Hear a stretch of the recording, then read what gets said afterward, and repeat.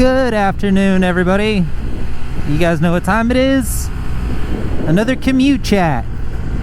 Thank you for leaving me a bunch of questions in the last video. I am really excited to go through some of these. Might have to make this ride a little longer, make my commute home just a little bit longer, especially since it's a nice day anyway. So, I mean, heck, why not just dive right in? So, like I said in the last video, I had you guys leave me some questions. What did you want to know? What could I answer for you about my experience with the trail or mechanical issues or anything like that? So, yeah, like I said, let's just dive right in. I got asked was, if you had to go back and do it over, would you buy the Trail 125 again, or would you buy a bigger dual sport instead? For me, that really depends on the day.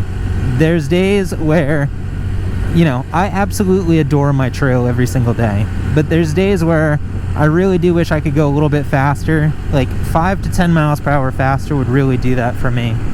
So, I mean, I'm not gonna lie, like a TW200 is really appealing because of that. A Honda CRF 300 or 300 Rally would be really cool. But generally, I don't wish that I didn't get the trail. It's so interesting. I mean, everywhere I go, people are looking at it, they're asking questions about it.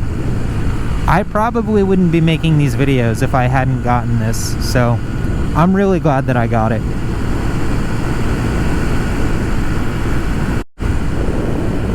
Okay, next question. Somebody asked, have you ever let the gas tank get low enough that the low gas light starts blinking? And if so, how far can you go after that?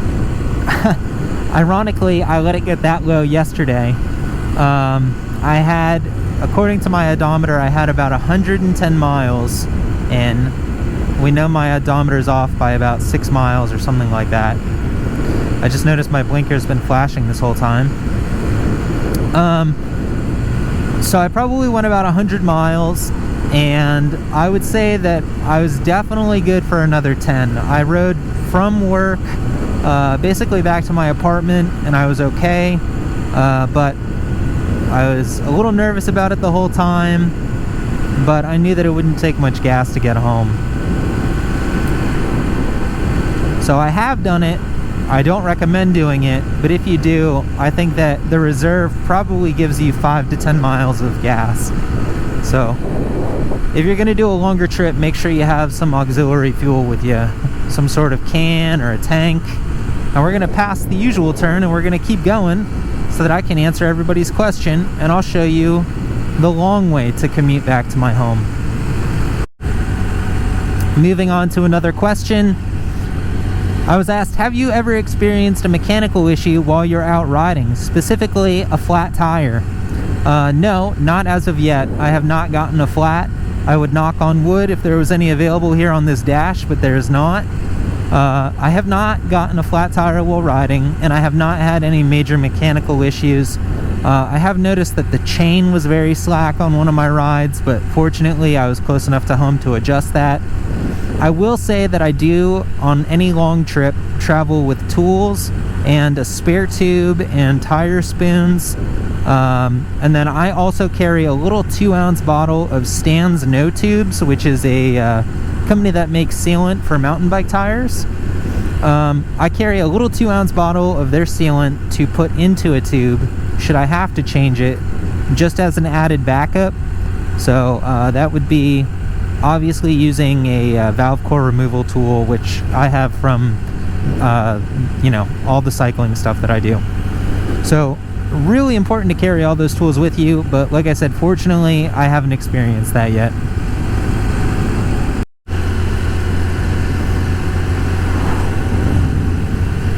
Bummer, no wave.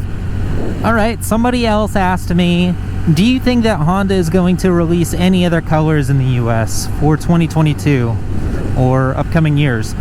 I don't know. I sure hope so. You know, I bought this because I love that stock red. Somebody said they like the California gold that they saw somewhere. I really like the weird pistachio color. that the Asian markets have gotten, and Australia I think has it too. So I hope that they bring that tan and the pistachio, or whatever other colors they offer in the future, to the United States. I think we certainly have the demand, since people are having a hard time getting these. So hopefully Honda realizes that and realizes the market is there to sell more colors.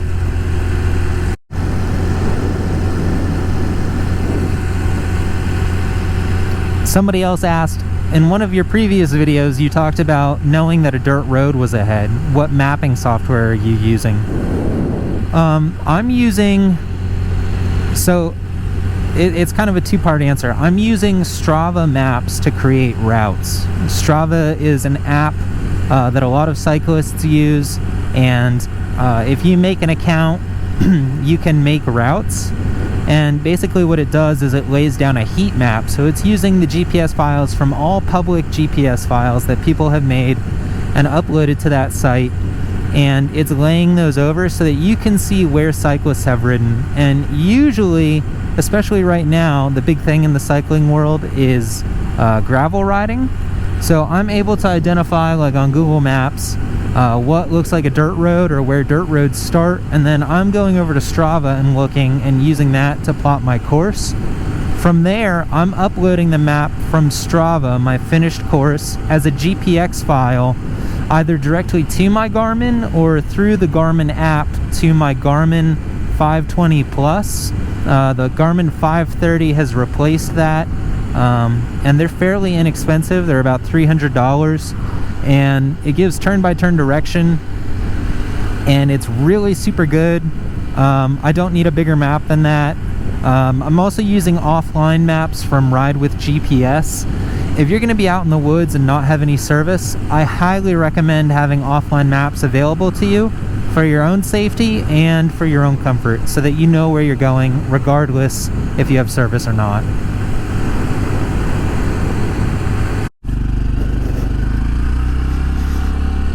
So I pulled off here at a rest area, just wanted to admire the mountain for a second. I was going to go all the way up to Bank Creek and ride through, but I'm just going to turn around here and head back down. I'm kind of cold and I'm a little bit hungry and want to get home for dinner. But I want to answer the next question. Our next question was, do you ever ride at night? I've ridden at night a couple times.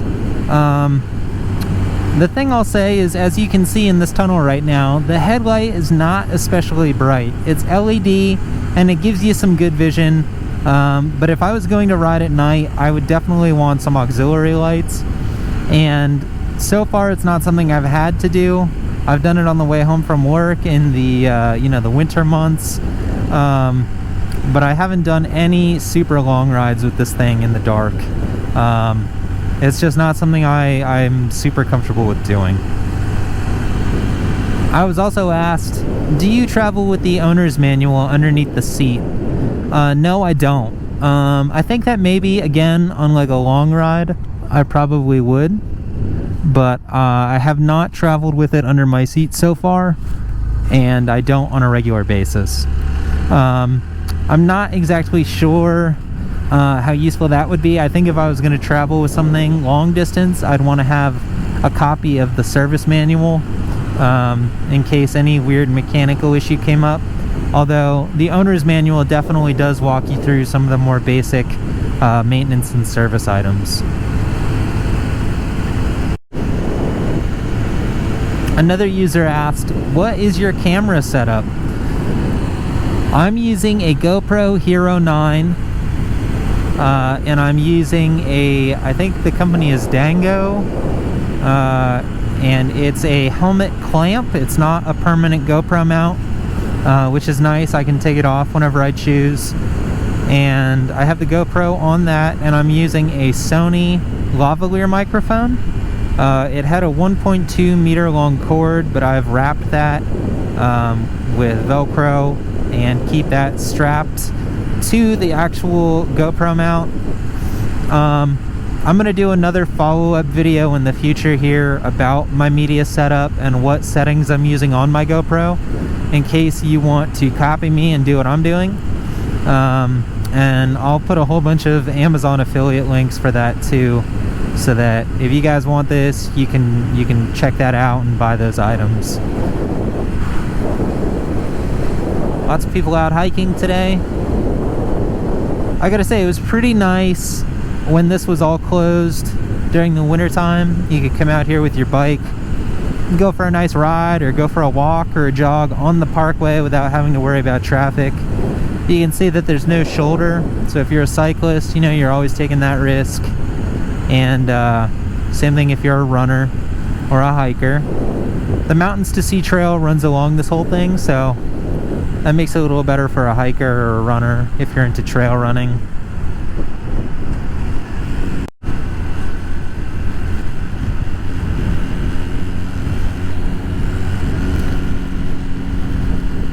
Another question that was asked, and I think it's going to be the last one that I answer in this video, was when you came to the stoplight, did you downshift?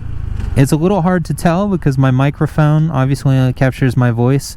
I am downshifting. Right now, I clicked down to neutral by accident, but I am in first gear. Anytime I come to a stop, I am downshifting. You don't want to wear out your clutch that way. And also, if you're in first gear and you notice that a car is really flying up behind you, it gives you the ability to actually maybe zip out of the way, or you know, if a car is just too close to you in general, you can just kind of move up so that he's not so close to you. So I'm always downshifting. I am using the foot shifter. I'm using it as a clutch, so I'm engine braking a little bit. And that just helps me slow down at a more even speed without that jerking motion. So very good question. Thanks for asking that one. Thank you to everybody that has asked a question. It's really cool to, you know, hear the things that you guys want to know. And if there is anything else, I mean, please keep asking questions. I'll take as many of these and answer as many questions during these commute chats as possible.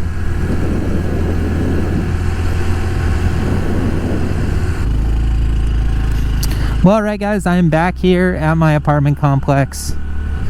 I want to thank everybody that asked a question on the last video. Thank you so much for watching these. Make sure that you like and subscribe. You can set it to alert you when I post a new video. I will be doing these commute chats weekly. So please ask me your questions, anything you want to know, anything I can help you with or answer for you or give you my opinion on. I'd be happy to do that. So thank you guys. I will catch you next time.